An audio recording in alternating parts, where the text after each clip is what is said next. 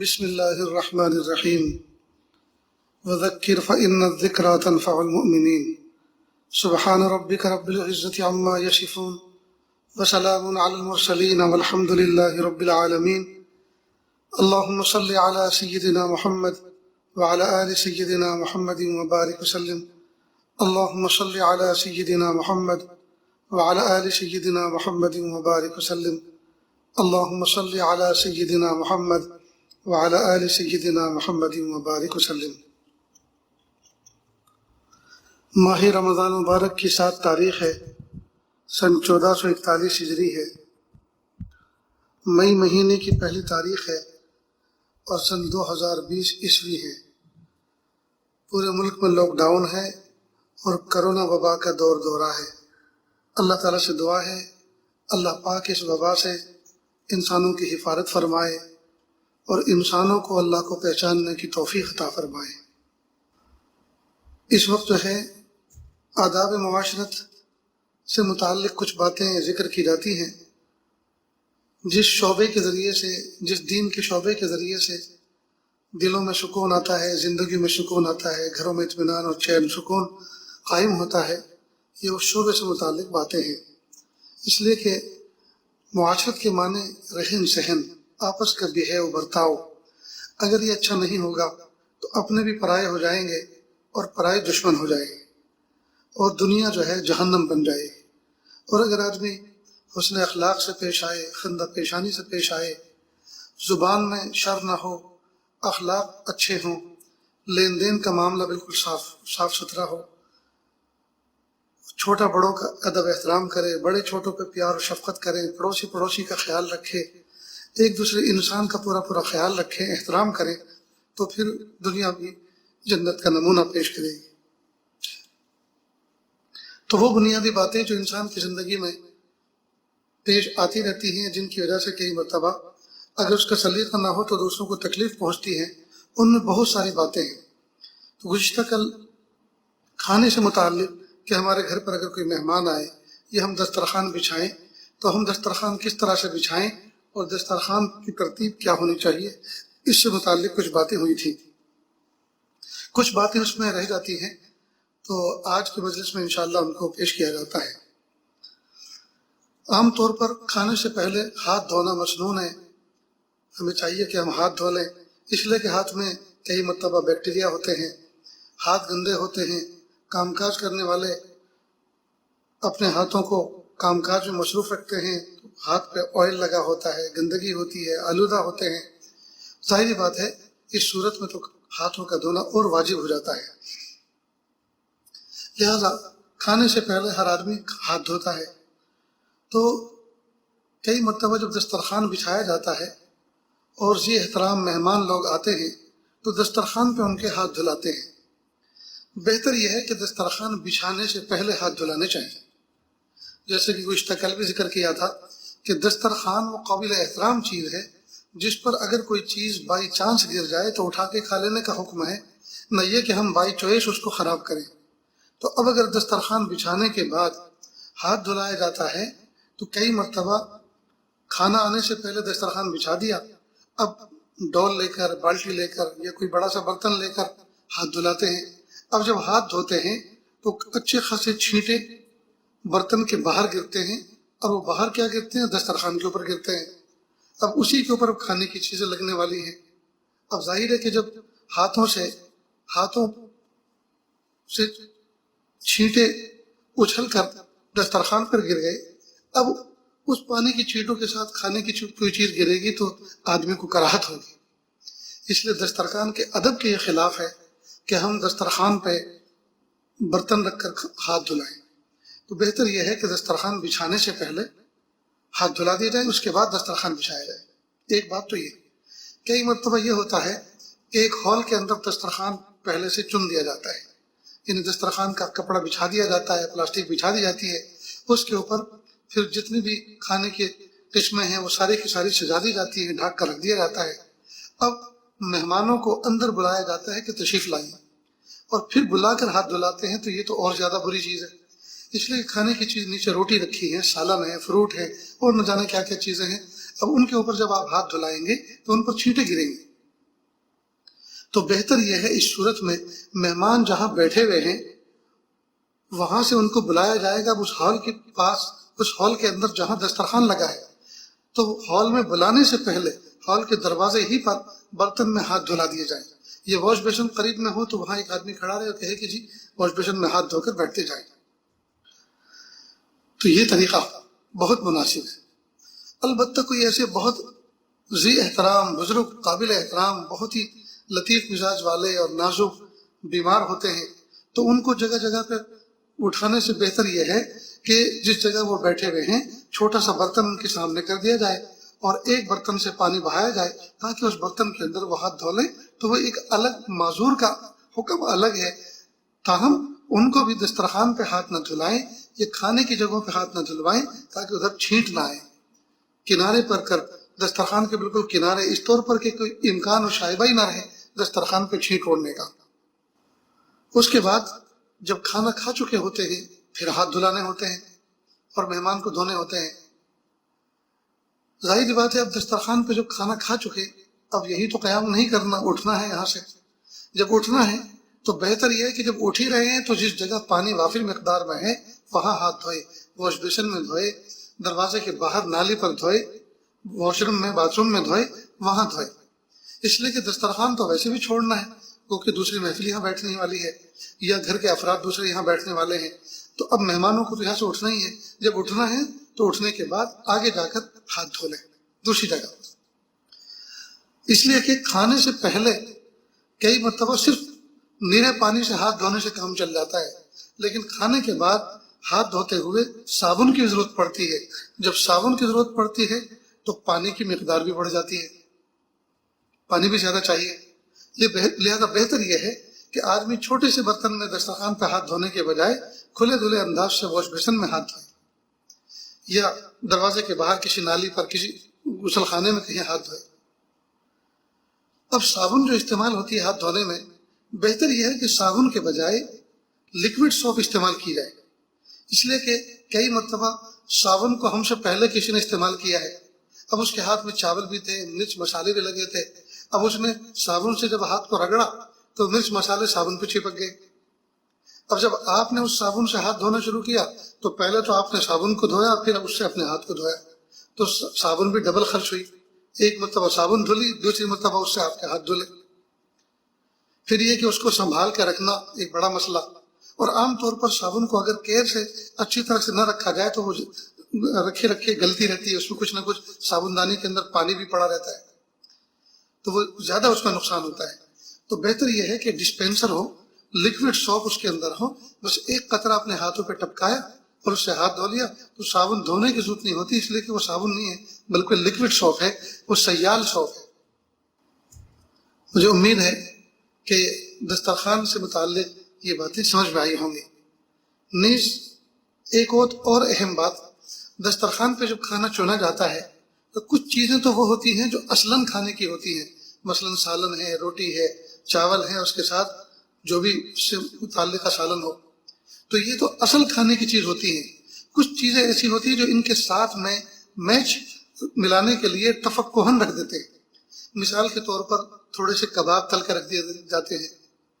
یا پاپڑ رکھے جاتے ہیں یا کوئی اور اس طرح کی چیز، یا مثلاً چکن پیس ہے، لیگ پیس ہے، تندور میں سیکے ہوئے رکھ دیے جاتے ہیں، تو وہ اصل نہیں ہوتے۔ اصل تو ہوتا ہے روٹی اور سالن، اصل تو ہوتا ہے چاول اور دال مثلاً، اور یہ جو چیزیں ہوتی ہیں لیگ پیس ہیں یا اسی طرح سے کباب ہیں، تو یہ چیزیں اصلاً نہیں ہوتی، یہ تو تفقہن ہوتی ہے، تھوڑی سی تفریحن ہوتی ہے، اکرامن ہوتی ہیں۔ تو ظاہر ہے کہ یہ معدود اچن ہوتی ہیں، ہر آدمی کے حساب سے مثلا ایک ایک لیگ پیس رکھ دیا، ہر آدمی کے حساب سے مثلا دو دو کباب رکھ دیے۔ تو آدمی جب ان چیزوں کو اپنی پلیٹ میں، اپنے حصے کی پلیٹ میں اتارے تو ڈھیر سارا کر کے نہ اتارے، ایسا نہ ہو کہ دوسرے لوگوں تک وہ پہنچ بھی نہ پائے اور آپ تو اسی سے پیٹ بھرے کہ نہیں آج تو اس کا موقع ملا ہے، کباب تو مجھے بہت پسند ہے۔ بھائی بہت پسند ہے تو گھر پہ پسند ہے یا دوسرے کے گھر پہ کھانا پسند ہے؟ ہم اپنی پسند کو ذرا دبا کے رکھیں، دوسرے کے گھر کے اوپر اپنے شوق اور جذبے کی تکمیل نہ کریں۔ تو آپ نظر ڈال کے سوچ لیجئے، دیکھ لیجئے کہ واقعی یہ چیز جو ہے ایسی نہیں ہے جو پیٹ بھر کے کھانے کی ہو، یہ تو تفقہن ہر ایک آدمی کے حصے میں مثلاً پر ہیڈ ایک پیس ہے، ہر آدمی کے حساب میں ایک عدد رکھا ہوا ہے تو بس اتنا اٹھا لیں. پھر اگر میزبان اپنی مرضی سے آپ کے لیے اتارے تو الگ بات ہے. اس میں بھی لوگ بڑی غلطی کرتے ہیں. اسی طرح سے مثال کے طور پہ گلاب جامن ہے، بہت سے فنکشن میں بہت سے اس پہ گلاب جامن کا، اب یہ چیز ایسی ہے جو مہینوں میں کئی مرتبہ آدمی کو کھانے کی ملتی ہے. اب سوچتے ہیں کہ واہ واہ، آج تو پیٹ بھی خوش ہو گیا، آنکھیں بھی خوش ہو گئی اور دل دماغ سب خوش ہو گیا، تو آج تو یہی سے پیٹ بھرنا ہے. سالن تو روز کھایا کرتے ہیں، گلاب جامن آج آئے. تو وہ گلاب جامن کیا ہے کہ وہ تو بس جس کے یہاں آپ کھا رہے ہیں اس کے اگلے پچھلے سارے گناہ آپ معاف کر دیں. اس لیے ایسی حرکت یہ اخلاق سے بالکل گری ہوئی ہوتی ہے، ایسا نہیں کرنا چاہیے. کئی مرتبہ دسترخوان پر کھانے سے فارغ ہوئے تو میزبان پوچھتے ہیں بھائی چائے چلے گی؟ اب فوراً گردن ہلا دیتے کہ جی ہاں، اس بات میں ہلا دیتے کہ جی چلے گی. حالانکہ یہ اپنے گھر پہ کھانے کے بعد کبھی چائے نہیں پیتے، لیکن آج مہمان پوچھ رہے ہیں اور مہمان کیا کہہ رہے ہیں، ارے اللہ کے بندو، تمہارے مہمان ہونے کی وجہ سے اس گھر میں گھر کے افراد فجر کے بعد سے دوپہر کے کھانے کی تیاری میں لگے تھے، اور ابھی تو آپ کھا کے فارغ ہوئے ہیں، اور یہ ابھی آپ کے سامنے سے جو بچا ہوا کھانا ہے اور برتن ہے یہ پورے کچن میں پہنچے بھی نہیں ہیں، اور گھر والے ابھی ان کو ریسیو کر رہے ہیں، اور اوپر سے ایک نیا آرڈر ان کے اوپر پہنچ گیا ہے کہ بھائی سب کے لیے چائے بناؤ. تو بتائیے ان پر کتنی بڑی مصیبت آئے گی. سب کے لیے چائے بنائے. اس لیے ہرگز میزبان کو نہیں پوچھنا چاہیے کیوں خواہ کے اپنے گھر والوں پہ ظلم کر رہے ہیں. جب یہ کھانے کے بعد اپنے گھر پہ نہیں کھاتے تو آج کیوں ان کا شوق پورا کیا جا رہا ہے، آج کیوں خواہش پوری کی جا رہی ہے ان کی. پوچھنے والا بے وقوف ہے، ہرگز نہیں پوچھنا چاہیے. اور مہمان کو بھی چاہیے کہ اتنا بے غیرت نہ بنے، یہ سوچے کہ وہ بھی اللہ کی بندی ہیں، وہ بھی کمزور ہیں. وہ صبح سے بیچارے 5-6 قسم کے انہوں نے سالن اور دسترخوان پہ جو ہے نعمتیں ہمارے سامنے چن کر رکھی ہیں، تیار کر کے رکھی ہیں. تھک ہار کے ان کا کیا حال ہوا ہوگا. ابھی تو ان کو کھانا باقی ہے، ابھی تو دوسری محفل کے لیے انتظام کرنا ہے، اوپر سے ہم نے چائے کا اشارہ کر کے اور ان کے اوپر بوجھ ڈال دیا. یہ عاجز کئی مرتبہ دینی سفر پر جاتا ہے اور ہمارے ساتھ ضمن لمبا چوڑا دسترخوان ہوتا ہے، کافی سارے لوگ پیچھے بھی ہوتے ہیں، تو ہم سے پوچھتے ہیں تو میں تو فوراً کہتا ہوں دیکھو بھائی، میں نے کھانا کھایا ہے، مجھے بیان بھی کرنا ہے، مجھے نشاط چاہیے، تھکا ہوا بھی ہوں، سفر بھی کر کے آیا ہوں، صرف ایک پیالی چائے بنائے، سب کے لیے نہیں. کسی کو بھی عادت نہیں ہے چائے پینے کی کھانے کے بعد، لیکن میں اگر اس طرح سے نہ کہوں تو آپ سب کی خاموشی کو اس بات سمجھیں گے، سب کی خاموشی کو یس سمجھیں گے، اور آپ جا کر سب کے لیے چائے بنوائیں گے. چائے بھی گھنٹوں میں بنے گی اور تکلیف بھی سب کو بنانے والوں کو ہوگی. اس لیے بہتر یہ ہے کہ صرف آپ ایک پیالی چائے میرے لیے بنوا کے لے آئیں. تو یہ چیزیں ذرا مائنڈ کرنے کی ہیں، سوچنے کی ہیں کہ جس طرح سے ہم اپنی راحت کو ہمیشہ پیش نظر رکھتے ہیں تو ہم کسی کے یہاں جائیں تو ان کا بھی تو خیال رکھیں. نیز کسی کے یہاں کھانا کھا کر آئے ہیں تو کھانا کھانے کے بعد میزبان کو 2 میٹھی بات بھی کہنی چاہیے کہ بھائی ماشاء اللہ بہت دل خوش ہوا، ہماری ماں بہنوں نے پتہ نہیں کب سے اس میں محنت جٹا کے رکھی تھی، اتنا شاندار کھانا بنایا، دل خوش ہو گیا، اگر پیٹ میں جگہ ہوتی تو اور کھاتے. اب یہ الفاظ جب میزبان کے ذریعے سے اندر تک پہنچیں گے تو گھر والوں کو یہ الفاظ جو ہے وٹامن سی اور ڈی بلکہ ملٹی وٹامن ہوں گے، ساری تھکن دور ہو جائے گی. اس لیے کہ ہر انسان کو اپنی تعریف اچھی لگتی ہے. تو جب گھر والوں تک یہ الفاظ پہنچیں گے تو آپ کی طرف سے ان کے لیے بہت بڑا انعام ہوا کہ آپ نے ان کی تھکن دور کر دی، ان کی ہمت افزائی ہو گئی. کئی مرتبہ ہم لوگ کھا پی کے آ جاتے ہیں لیکن نہ خندہ پیشانی سے شکریہ کے الفاظ ہماری زبان سے نکلتے ہیں، نہ گھر والوں تک سلام کلام کا پیغام پہنچایا جاتا ہے، نہ اس کی اچھائی بیان کی جاتی ہے، حالانکہ گھر والے انتظار کرتے ہیں. بلکہ ہمارے بعض بزرگوں نے تو یہاں تک فرمایا کہ جب کھانا دسترخوان پہ طرح طرح کی چیزیں آئیں تو ہر ایک کو کچھ نہ کچھ چکھو، کچھ نہ کچھ چھیڑو. اس لیے کہ گھر والے جب یہ برتن واپس اندر کچن میں جاتے ہیں تو بغور دیکھتی ہیں کہ یہ چیز انہوں نے کھائی کہ نہیں، یہ چکھی کہ نہیں، اور جس چیز کو دیکھتے ہیں کہ اس کو کسی نے چھویا تک نہیں تو ان کو افسوس ہوتا، ہائے ہم نے اتنی محنت کر کے اس کو بنایا، کاش کہ اس کو بھی کھا لیتے، اس کو بھی چکھتے تو وہ کھاتے ہی رہ جاتے. تو جب ان کی چاہت یہ ہوتی ہے، ان کی پسندیدگی یہ ہوتی ہے کہ وہ چاہتے یہ ہیں کہ جتنی بھی چیزیں ہم نے بنائی ہیں سب کو مہمان چکھ کر جائیں، کھا کر جائیں، تو پھر ہمیں چاہیے کہ تمام چیزوں میں کچھ نہ کچھ ایسی حرکت کر دینی چاہیے تاکہ پتہ چلے کہ اس کو بھی کھایا گیا. نیز ایک بات کا اور اہتمام کریں کہ جب ہم نے کسی تھال میں سے چاول اپنی طرف کر کے کھائے ہیں یا سالن اتار کے اپنی طرف کھایا ہے، اب کچھ بچ گیا تو بچا ہوا سالن، بچے ہوئے چاول، بچی ہوئی بریانی اس طرح سے ڈیکوریٹ کر کے آپ واپس کریں تاکہ گھر والوں کو رغبت ہو کہ ہاں کھانا صاف ستھرا بچ کر آیا۔ کئی مرتبہ ایک پلیٹ ہوتی ہے، 3 آدمی مثال کے طور پہ مشترکہ اس میں کھاتے ہیں اور وہ پورا نہیں کر پاتے کیونکہ وہ اتنی کوانٹٹی میں ہوتا ہے سالن کہ پورا نہیں کر پاتے، لیکن اب وہ جو بچ کر جاتی ہے تو اس کے جو پلیٹ کے حاشیے اور کنارے ہوتے ہیں وہ اتنے آلودہ اور خراب ہوتے ہیں، لگتا یہ ہے کہ جیسے مرغی اپنے پیروں سمیت اس کے اندر کچھ حرکت کر کے گئے۔ سلیقے کا ادب یہ ہے کہ ہم کھانے کے بعد اس کے کناروں کو روٹی کے لقمے سے سلیقے کے ساتھ صاف کر دیں تاکہ یہ ڈیکوریٹ ہو جائے، اور جب یہ پلیٹ واپس جائے تو ان کو یہ تو لگے کہ اس میں سے کوانٹٹی کم ہوئی ہے، کھایا ہے، لیکن ان کو یہ رغبت ہو کہ سلیقے کے ساتھ کھایا گیا، دیکھو کتنے صاف ستھرے انداز سے ہے۔ نیز ٹوٹی ہوئی روٹی اور ٹوٹی ہوئی بوٹی کو پہلے ختم کرنا چاہیے۔ عام طور پر ایک روٹی میں سے 2 ٹکڑے کیے، ایک آدمی نے اپنے ہاتھ میں رکھ لیا، دوسرا ٹکڑا سامنے رکھ دیا، دوسرے آدمی نے فریش دوسری روٹی اٹھائی، اس کے 2 ٹکڑے کیے، ایک اپنے ہاتھ استعمال کیا، ایک رکھ دیا۔ تو یہ ٹوٹے ہوئے جب اتنے سارے ٹکڑے ہو جائیں گے تو پیچھے آنے والے دوسرے لوگوں کے سامنے جب ٹوٹی ہوئی روٹی رکھی جائیں گے تو ان کو لگے گا کہ لو ہمارے لیے فریش روٹی نہیں تھی، ہمیں کسی کا بچا کچا کھلایا جا رہا ہے، تو ان پر غلط امپریشن، غلط اثر پڑے گا۔ اس لیے ٹوٹی ہوئی روٹی کو پہلے نپٹاؤ۔ نیز اس عاجز کا یہ بھی مزاج اور ذوق ہے کہ دسترخوان پر اگر کھانے میں آملیٹ ہو، ناشتے پہ خاص طور پر، صبح کے کھانے میں عام طور پر ناشتے میں آملیٹ ہوتی ہے، تو بہتر یہ ہے کہ آملیٹ کو پہلے نپٹا دو۔ وجہ اس کی یہ ہے کہ سالن اگر بچ گیا تو اس کا کوئی حرج نہیں، اسٹور ہو سکتا ہے، ریسٹور ہو سکتا ہے، اس کو فریج میں رکھ کر دوبارہ گرم کر کے کئی وقت کھا سکتے ہیں۔ لیکن آملیٹ ایسی چیز اگر یہ بچ گئی تو یہ پلاسٹک بن جاتی ہے، اس کو ریسٹور نہیں کیا جا سکتا، اور اگر اس کو کر بھی لیں تو پھر نہ اس کو گرم کیا جا سکتا ہے نہ اس میں مزہ رہتا ہے، تو گھر والوں کا نقصان نہ ہو، اس کا اہتمام کریں، گھر والوں کا نقصان نہ ہو۔ نیز کئی مرتبہ دسترخوان پر مٹھائی ہے یا کوئی اور تفقہ ایسی چیز ہے تو وہ بڑے برتن میں رکھی جاتی ہے، اور پھر اس میں چمچہ بھی ہوتا ہے، چمچ بھی ہوتا ہے، اور اس میں سے پیالی میں نکالنے کے لیے وہ بڑی چمچ ہوتی ہے، تو بڑی چمچ سے اپنی پیالی میں اتاریں اور پیالی سے پھر چاہے ہاتھ سے کھا لیں، آپ ہاتھ سے کھانے کی اگر کوئی چیز ہو نہیں تو چمچی سے کھائیں۔ بہت سے لوگ کہتے ہیں کہ ہاتھ سے کھانا سنت ہے، تو کیا کھیر بھی ہاتھ سے کھائیں گے؟ ہاتھ سے کھانا یقیناً سنت ہے، لیکن کچھ چیزیں ایسی ہوتی ہیں جو ہاتھ کی گرفت میں نہیں آتی، مثلا کسٹرڈ ہے تو اس کو ہاتھ سے کیسے کھائیں گے؟ یا مثلا آم کا جوس ہے، مینگو پلپ ہے،